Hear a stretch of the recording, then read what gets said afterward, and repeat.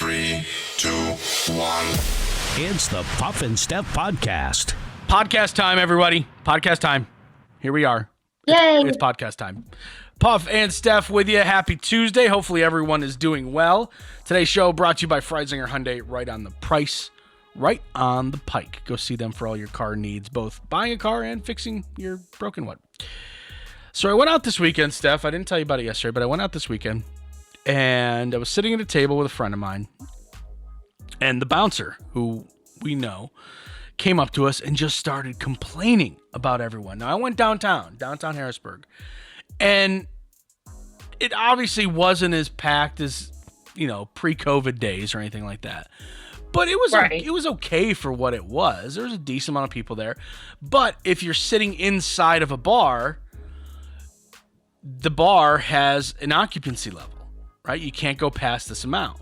Not only that, you're supposed to order food, and anytime you get up from your table, hi Zoe. Anytime you get up from the table, you're supposed to put your mask on. Right. So this bouncer out of nowhere just comes up to our table and goes, "I'm so sick of people coming in when I say we're full occupancy, trying to get in, they're complaining, saying that they know the owner, they know the bartender. I give a damn." He's like, and not only that. They're not wearing masks. I felt so bad for him because he's a little bit of a strange fellow, but he's a nice guy.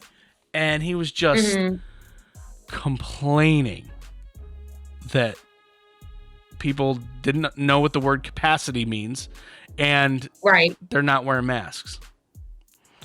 I feel so bad for people working at bars and restaurants right now because let's be honest, they don't make the rules. No. They might completely disagree with the rules, but they have to follow them, and then they have to deal with people fighting back. That's really tough. Right, they're the reason they have to wear a mask.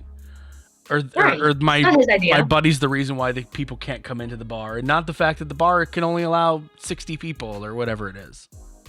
Right. Exactly. Yeah, no, it's totally his fault. He's the one that lays down the law.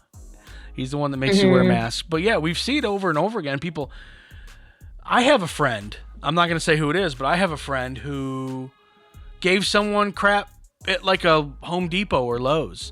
Sir, you have to wear a mask. And then he confronted this woman. And he was bragging about it. And I'm like, dude, it's not her fault. Just do it. It's not you being mad at her isn't going to change the law. She's not going to be like, oh, you know what? You're right. Let me get Tom Wolf on the phone. Tommy, I'm here with this guy who said that we shouldn't have to wear masks. I know. I never thought of that either. All right. All right. Yeah, no, I'll tell him. Yeah. He says you don't have to wear one. Yeah, no, he said you're right. Exactly. It's not going to happen. That's not a thing that ever is going to happen ever. So just deal with it. We're all, trust me, they're as frustrated as you are. They don't like trying to tell people how to live their lives. Right. Tom Wolf likes telling people how to live their lives, but most of the people at the convenience stores, gas stations, restaurants, big box stores, wherever you're going, they don't like telling people how to do things or, what to do. Give them a break. Yeah, they're just trying to follow the rules that they've been given. So, how many places have you lived? This is your... did you... This is my third. Third house? Well, if you include my college dorm room, then yes, third. Let's not count that. Let's just count your houses. You live with your family. So this is your second house then? This is number 2, yeah. Okay.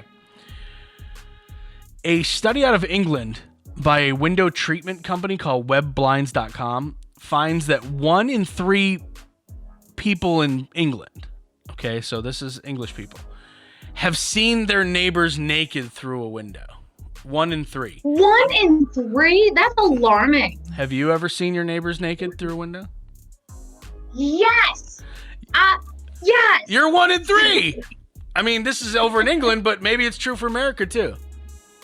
Right. I bet it is because we have a woman who lives behind us kind of, and her bathroom window is like right there. And for some unknown reason, she never closes the blinds or puts curtains up. And the window's like kind of like, it's one of those like windows that's kind of like fuzzy. I don't know how to describe it. Okay. If you know what I mean. Sure. But getting out of the shower and stuff, we've seen many, like we'll just look down. It's not like we're trying to look for it, but you look down and there she is. How old would you say this woman is? She's probably in her 40s, 50s. Cool. Good. Yep, she just doesn't care. Is it a good view or? Oh no! It's not like. No. Oh, you want to come check it out? She hasn't done it in a while, actually. I think she might have moved, but there for a while we were seeing it all the time. Have you ever seen your neighbors? No, I think my neighbors may have seen. I don't think naked, but they probably definitely seen me in my underwear at some point because we don't have, and this is on me because we have the blinds, but they're a pain in the butt to install above the sink. Like I have to get on the countertop and it's very awkward. And so we have the blinds for above the kitchen sink, but I just haven't put them up. And the laundry room is through the kitchen. So I would be like, oh, I'm going to go grab pants and a shirt out of the dryer. And there I am just walking along in my underwear in front of that window. I don't really care. It's my house. If they want to look in, I can't. I'm not even sure they can definitely see me.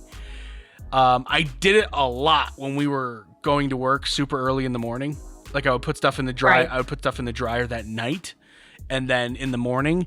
So if the house was all dark, but our kitchen was lit up, they absolutely would have seen me like scoot across in my underwear, like. Right. But I don't even know if they were up at 4 a.m. or whatever. That's true. Probably not. You know what? Now that you're telling your story, it makes me think that a delivery person of some kind may have seen me in my underwear at some point, because our bathroom is at like the very top of the stairs, which directly lines up with the front door. And if the door's open and just the glass door is there, people come up and lay stuff and they like look in the door. And if you look up, you can see up the stairs. And sometimes I forget about that. Oops. Well, maybe that delivery guy got a free show. He's like, I knew that finally this job is worth something. 97% of adults polled said they had seen their neighbors in an embarrassing situation, not necessarily naked. 42% say they've seen a neighbor crying through their window. That's sad. That's so sad. 31% said they've seen a neighbor naked. 8% said they've actually seen their neighbors doing it by accident. Oh my gosh. That's so awkward. Close your blind. Please. Now, most people admitted, and good for them, most people admitted in this survey to continuing watching when they spotted their neighbor up to something embarrassing, with only 27% of people saying that they averted their eyes. All right, Steph. When you saw the lady getting out of the shower, did you look for longer than you should have, or did you go, oh my God, and like avert your eyes?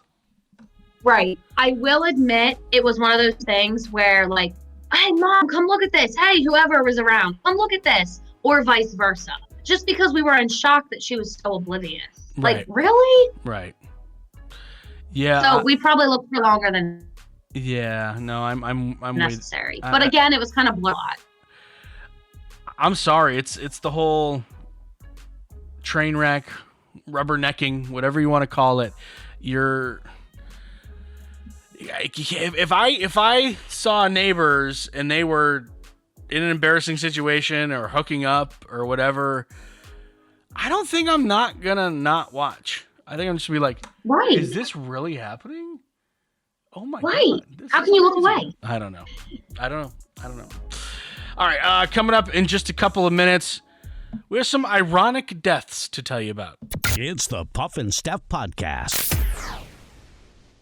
Freisinger Hyundai, a refreshingly different car buying experience. Freisinger Hyundai dedicates itself to customer satisfaction. From the initial sale to the maintenance you'll need during the life of the vehicle, Freisinger Hyundai treats you like family. Check out their large selection of both the latest Hyundai lineup to certified pre-owned and used vehicles. Come see how Freisinger Hyundai drives the difference and tailors the purchase process to your needs. Right on the price, right on the Pike. Freisinger Hyundai, 6115 Carlisle Pike, Mechanicsburg, 717-766-8422.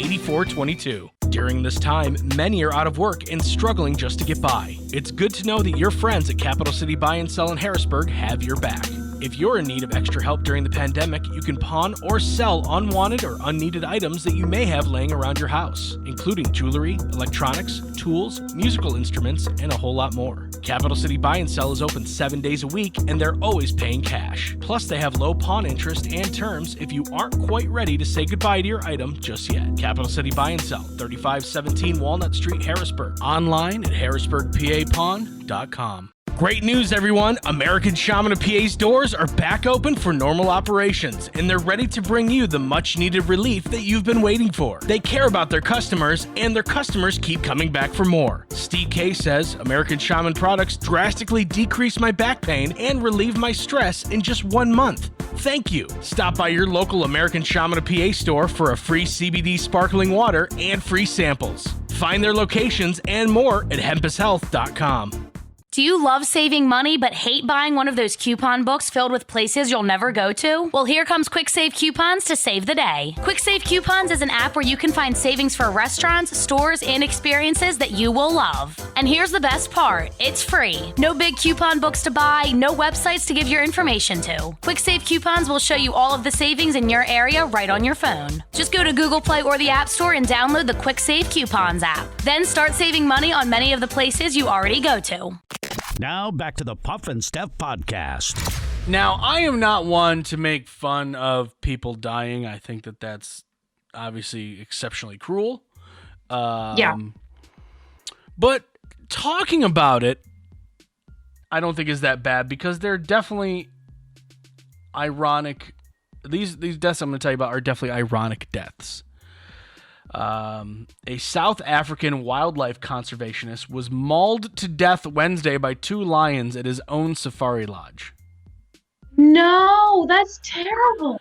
It is terrible, and I agree, but listen to what he was doing. His name is West Mathewson. Yeah, West Mathewson was roughhousing with the 400-pound lions when they turned on him in their enclosure at the Lion Treetop Lodge in South Africa. So how do you roughhouse with a lion?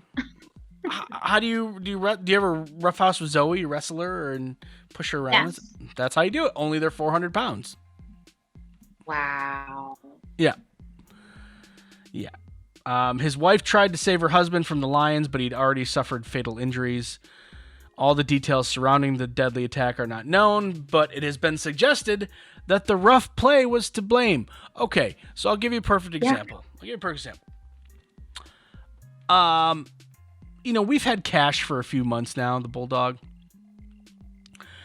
and we're still getting to know him. We're still getting to know his intricacies. What does he act like when he feels bad? When is he happy? Things like that. We're still trying to learn Cash. Right. One of the things he does he likes wrestling. He likes playing and roughhousing a little bit. So I will, push him and he'll come back and charge and I'll give him a little headbutt and he'll headbutt me back. And we have these little wrestling matches. The problem is Cash goes hard. And Cash bites hard. Now, he's never broken the skin, but he has left me with little, bite bruises on my arm. Right. His head is his jaws are so big, he bit my head. He got his jaws around my big fat head. Oh my God. I had bite marks, on my scalp from him. Well, I went in for a headbutt, and he went in for a bite. So it just kind of... But, again, he's 50 pounds. I can take care of myself. Everything's Right. okay. You can handle it. Now, if add 350 pounds to that, and I'm in a lot of trouble. I'm in trouble. Yeah. Big time. So that's basically what happened. He was roughhousing with these lions, and the lions were a little too rough, and now he's dead. I wonder if they were kind of trying to play too and just took it too far, or if they were like angry, like screw this guy, let's kill him. You know? Maybe. So that's ironic death number 1. Okay. There's another one. Yes. World-renowned climate scientist and glaciologist Conrad Stephan, world-renowned. So obviously you know of him, I know of him. He's world-renowned. He died last Saturday, and he was killed by global warming. He was doing research near a weather station in Greenland, and for years, you could just walk on these glaciers, no problem. But because some of these glaciers are melting, he fell into a deep crevice or crevasse, if you're fancy. It was full of water after snow and ice melted and gave way beneath him. Rescue attempts were unsuccessful. His body was not found. So he fell like into the earth, basically. Yeah, because that glacier was melting a little bit because of climate change, and he studies climate change and glaciers, and global warming killed him. Oh my gosh. Well, if they didn't find his body yet, maybe he's gonna be okay. Good for you. Good for you, Steph. Way to be positive. You're always just such a positive light. Maybe he's alive. Maybe he's just gonna start a new family inside the glacier, and they'll find him like years from now, and he'll be happy, and he'll be like, "Oh, I thought you guys stopped looking for me, so I just started my own life, and hey, maybe he's not dead at all." Right. Maybe he's doing okay. No, he's dead. Oh, He's very that's dead. crazy. So, Wow. That's Ironic, so sad. ironic deaths. All right, let's move on from death here. When you guys sold your first house, did you have people go through it like open houses and things like that? No. No.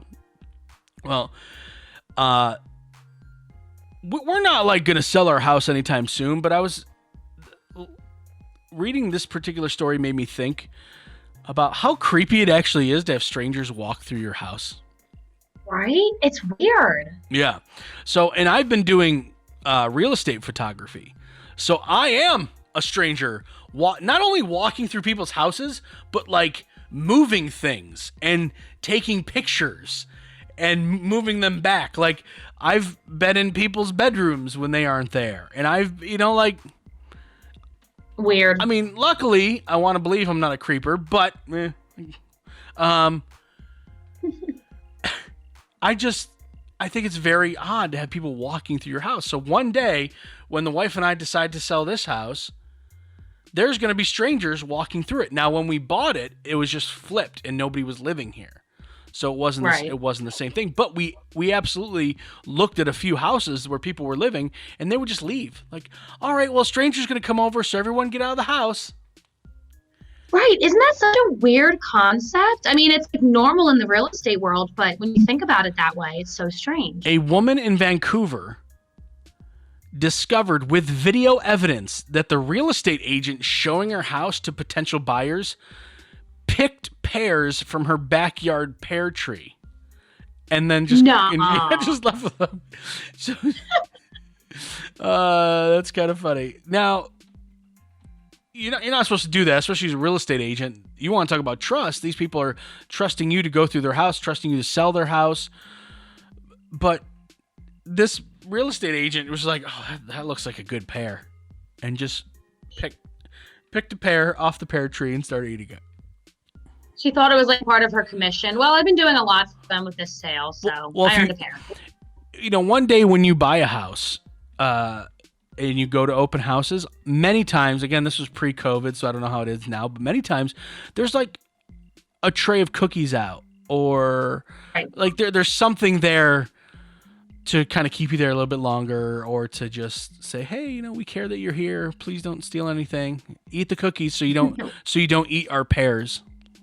Exactly. And I want to go from that story to another story about pears. Believe it or not. So Weird. yeah. So I just want to get your take on it. My wife just finished like a big project at work. It was really intensive. She put a lot of hours into it. She killed it. Not shocking. But her boss sent us, well, her, but it goes to both of us, a box of pears as a thank you. Oh wow. Have you ever That's received nice. Have you ever received a box of pears as a gift?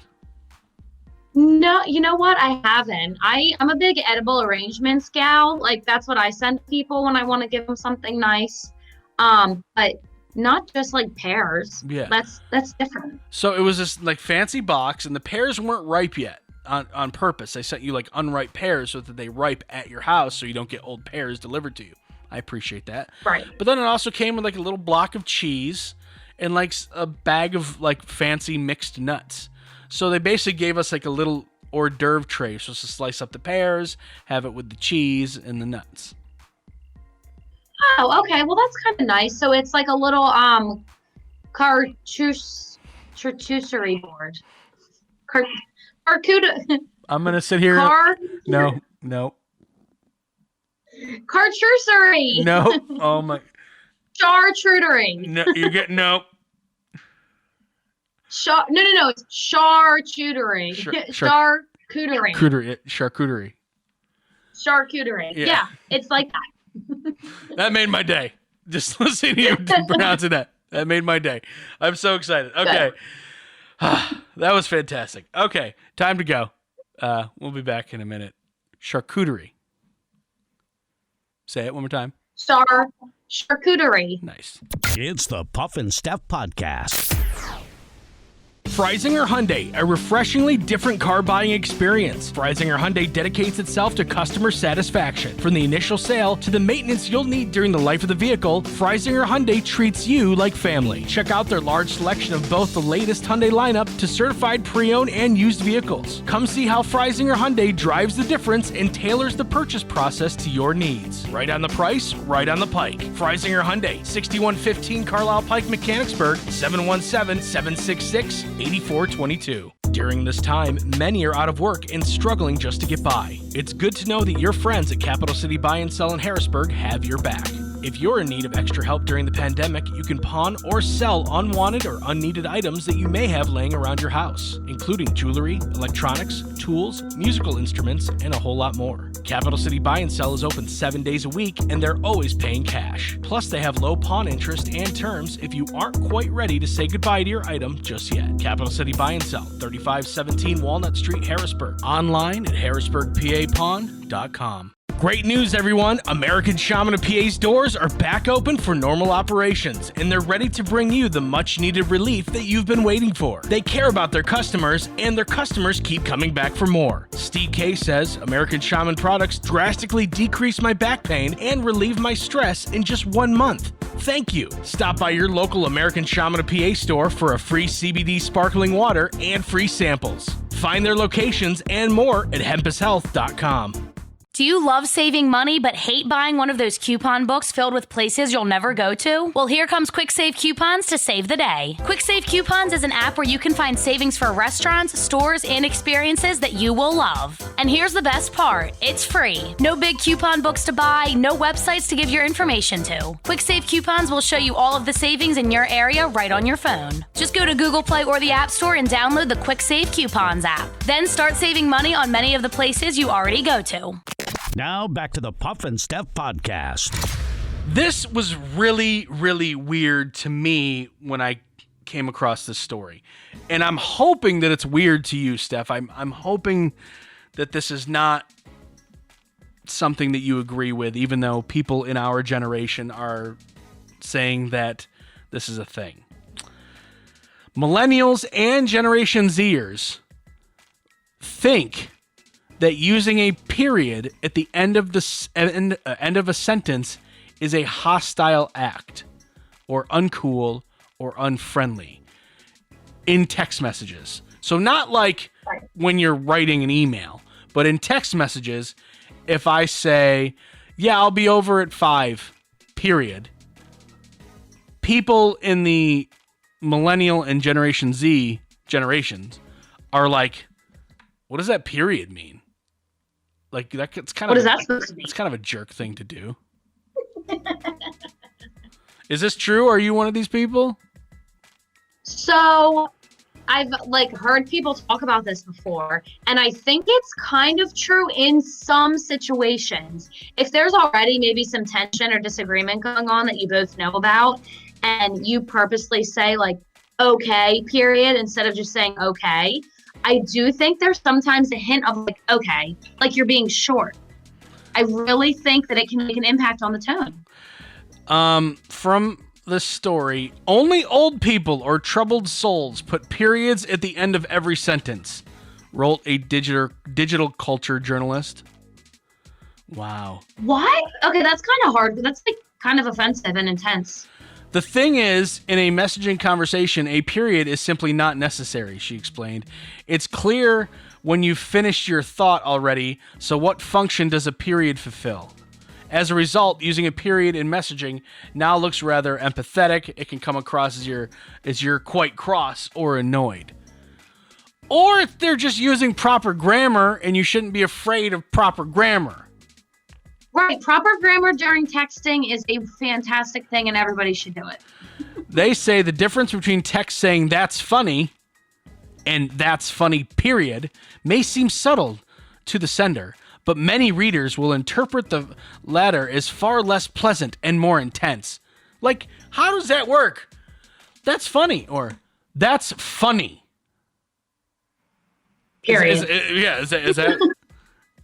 Yeah, you know what? That's one of those sentences that I kind of agree. It could be taken differently, but it has to be certain things. Oh, we are. I don't think we're in sync on this one. No, I don't think so. But also, I think it's because I unfortunately, I mean, you're technically a millennial too. Yeah. So actually, we should be on the same page. They say, older people, do you realize that ending a sentence with a full stop comes across as sort of abrupt and unfriendly to younger people in an email/chat? No. You want to talk about text messaging? That's one thing. Do not abandon punctuation in emails. I'm sorry. I'm putting my foot down on this one. I think these are just lazy. I'm sorry.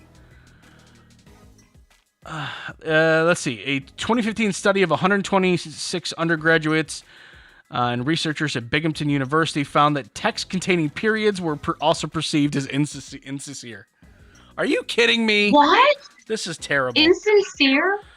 Texting is lacking many of the social cues used in actual face-to-face conversations. That's true.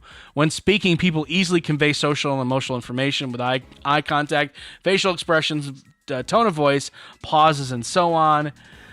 So it makes sense that texters rely on what they have available to them: emoticons, deliberate misspellings that mimic speech sounds, and according to our data, punctuation. Like this, they're saying it's aggressive. This is ridiculous. Aggressive? Yeah. Okay, I think, like I said, in some situations, but I also think it's an unspoken thing between certain pairs. Like a guy that I used to date, it was known that if one of us said K, we were annoyed. But there are some people that just use K in everyday language and don't mean anything by it. So it really depends. I think this is way too hardcore. Yeah, me. I use a K. Okay. Or just K though. I'm saying just the letter K. I don't know. That's kind of angry. I don't know if I've used that or not, but K. I don't like K. You've yelled at me for okay too. Right, because you just put O and K instead of OKAY, or okay sounds good, or yeah, can't wait. I'm gonna start doing okay, period. Please don't. Please don't. Let's do some stumping of Steph here. 30% of people say they carry this with them at all times. What is this? I don't think you're one of these people. I'm not one of these people. So I don't think it's anything that you have in your purse. and it's nothing I have in my purse. In your purse. Is it something is it like a hygiene item?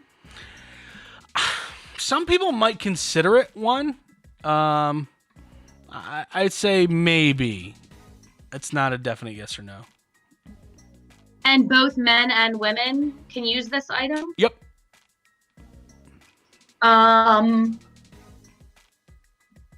Ooh. 30% of people say they carry this with them at all times. And what is the purpose of this thing? Is it for protection, entertainment? Ooh, that's a good question. There's a couple different purposes of it.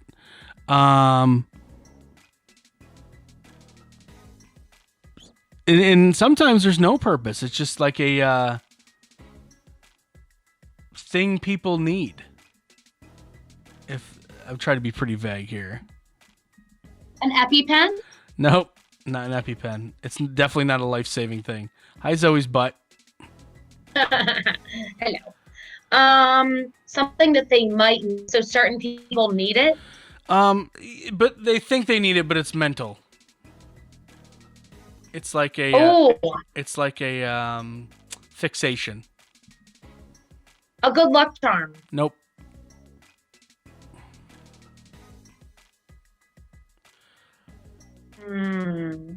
What would Is it so it's small? Yeah, it's small.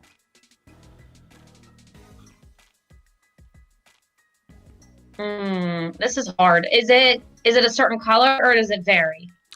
Yeah, it can be a few different colors and flavors. Oh, so it's edible. Lollipops. No, but you're on the right track. Gum. What? Gum. Yeah. You said it so weird. You're like gum. Did I say that? You were kind of weird with the first. I was like, what? What did you just say? I Gum. don't know. It's fine. All right, good job. Over 60% of people in a recent survey said they would give up their cell phone before giving up this. That's not you or me. These are people that have problems, but 60% of people. So this is something that people think they need. Would give up their cell phone before this. Is it something they carry with them? For maybe part of the day until they're done with it. Coffee? Yeah. Woo! That's the dumbest Yeah. thing ever. You're going to give up your cell phone for coffee? So dumb. So dumb. People rely on it. Some people do. They're ridiculous. Okay. All right. My dog is going crazy downstairs. Okay, I think it's time to go. I hear him. All right, guys. We will see you tomorrow for the Big Wednesday show. Have a fantastic Tuesday. It's the Puff and Steph Podcast.